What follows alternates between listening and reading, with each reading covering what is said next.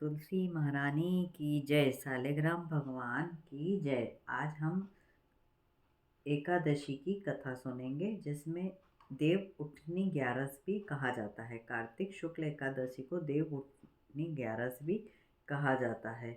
इस संबंध में कहा जाता है कि भाद्र पक्ष की एकादशी को श्री विष्णु भगवान ने शंखासुर नाम के महापराक्रमी राक्षस को मारकर भारी परिश्रम से थक कर शयन किया था और उसके बाद कार्तिक शुक्ल एकादशी को जागे थे। इस दिन भगवान विष्णु की विधि पूर्वक पूजा का ही व्रत किया जाता है। किसी किसी प्रांत में इसी दिन खेतों में जाकर सिंदूर, अक्षत आदि से ईख से पूजा भी की जाती है और इस दिन सबसे पहले ईख को चूसा जाता है। इस एकादशी के संबंध में कई प्राचीन कथाएं प्रचलित हैं, जिनमें से कुछ प्रमुख कथा आज हम श्रवण करेंगे। इसमें सबसे प्रमुख कथा जो है तुलसी विवाह की मानी जाती है। कार्तिक शुक्ल एकादशी के दिन ही तुलसी विवाह का भी उत्सव होता है। तुलसी का दूसरा नाम विष्णु प्रिया है। हिंदू जाति सदा से धर्म, प्राण और परलोक में विश्वास रखने वाली रही है। अपनी धर्म प्रियता के कारण ही उसके जीवन के लिए समस्त आवश्यक कार्यों को धर्म का रूप दे दिया गया है। धर्म और ईश्वर के नाम पर ही हिंदू जाति किसी बात पर श्रद्धा और विश्वास कर लेती है। अन्य लोगों की दृष्टि में भले ही तुलसी साधारण पौधे के समान हो, किंतु हिंदुओं के लिए यह गंगा जी के समान पवित्र और पूजनीय है। पूजा के लिए गंगा जल के समान ही तुलसी दल का होना भी अत्यंत आवश्यक होता है। वास्तव में तुलसी के गुण भी बहुत हैं। वैज्ञानिक अनुसंधानों से भी यह बात सिद्ध हो चुकी है। भगवान विष्णु ने तुलसी को अपनाया, इसलिए स्त्रियां इसे सौभाग्य देने वाली मानती हैं और सौभाग्य प्राप्ति की कामना से इसकी पूजा करती हैं।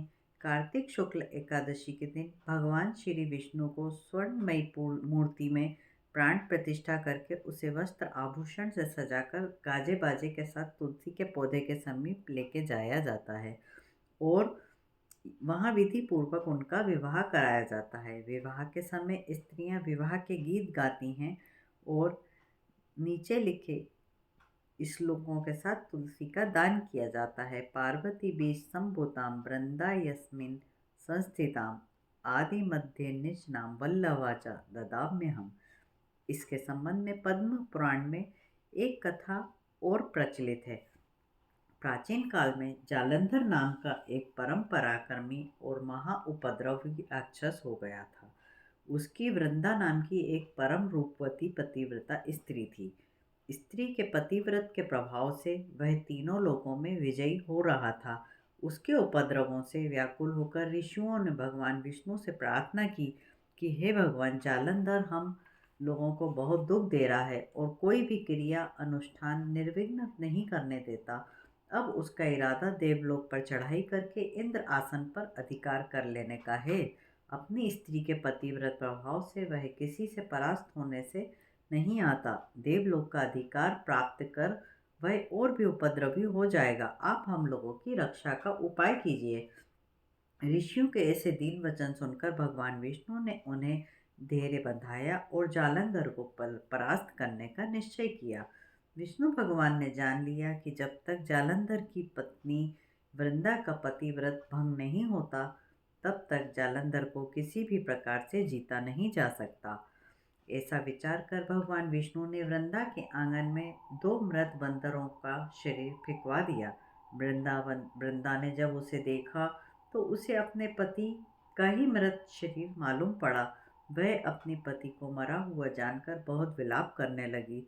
तभी एक साधु उधर से आ निकला और उसने वृंदा के विलाप से दुखी होकर कहा, तुम इतना विलाप ना करो, मैं तुम्हारे पति को अभी जीवित कर दूंगा। साधु ने जालंधर को जीवित कर दिया और वृंदा ने उसका आलिंगन किया, किंतु जालंधर मरा नहीं था। वह तो देवलोक में इंद्र के साथ युद्ध कर रहा था। विष्णु भगवान ने छल से जालंधर का रूप धारण करके वृंदा के साथ रहने लगे। वृंदा का सतीत्व नष्ट होते ही जालंधर युद्ध में हार गया और वह सचमुच ही मारा गया। वृंदा को जब अपने पति की मृत्यु और इस छल की खबर मिली तो उसे बहुत क्रोध आया। उसने विष्णु भगवान को श्राप दिया कि जिस प्रकार तुमने छल करके मुझे पति वियोग का दारुण दुख दिया है, उसी प्रकार तुम भी अपनी स्त्री के छल पूर्वक हरण होने पर स्त्री वियोगी बनोगे और भारी वियोग का पीड़ा का सामना करना पड़ेगा। इसके लिए तुम्हें मृत्यु लोक में जन्म लेना पड़ेगा। उस समय ये दो वानर ही तुम्हारी सहायता करेंगे। इसके बाद वृंदा अपने पति के शव के साथ सती हो गई। भगवान विष्णु अपने छल पर बहुत लज्जित हुए और अपने मन में भारी दुख मानकर पश्चाताप करने लगे और अत्यंत व्याकुल हो गए। उनको ऐसी दिशा देखकर देवताओं ने उन्हें बहुत समझाया और पार्वती जी ने उनकी प्रसन्नता के लिए वृंदा की चिता की भस्म में आंवला, मालती और तुलसी के वृक्ष लगाए। उनमें भगवान विष्णु ने तुलसी को ही वृंदा का रूप समझा और उसे अपनाया। वृंदा के शाप के कारण ही उन्हें राम अवतार में सीता के वियोग में भारी कलेश उठाना पड़ा और हनुमान और सुग्रीव नाम के दो वानरों ने उनकी सहायता की। इसी स्मृति में भगवान विष्णु की प्रसन्नता के लिए प्रतिवर्ष तुलसी का सालिग्राम के साथ विवाह कराया जाता है। बोलिए तुलसी महारानी की जय, सालिग्राम भगवान की जय। इसी के साथ तुलसी विवाह देवउठनी 11 की सभी को हार्दिक शुभकामनाएं। मेरे चैनल को लाइक शेयर सब्सक्राइब ज़रूर कीजिए और कथा आपको कैसी लगी इसके सुझाव कमेंट बॉक्स में ज़रूर कीजिए। जय तुलसी मैया की।